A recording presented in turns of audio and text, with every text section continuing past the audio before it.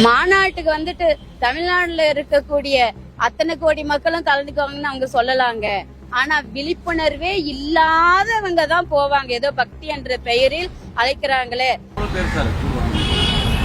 நம்முடைய கணக்கு 5 லட்சம் பேர் அந்த இடத்துல கூடுவதற்கான வாய்ப்பு இருக்கு அப்படிங்கறது நம்முடைய எதிர்பார்ப்பு. வட இந்திய சனாதன அரசியல் அமைப்பு ஆளுமைக்காக நமது தமிழ்நாட்டு தமிழர்களை ஹிந்து என்ற போர்வையில் ஒன்று திரட்டி தான் தமிழ்நாட்டில் கால்பதிக்க வேண்டும் என்பதற்காகவே கூடக்கூடிய மத அரசியல் கூடுவது அரசியல்வாதிகள். அவங்க அரசியல் அமைப்புக்காக கூட்டம் கூட்டுறாங்களே தவிர மெய்யான பக்தர்களுக்காக பக்திக்காக கூடும் கூட்டமே இது அல்ல.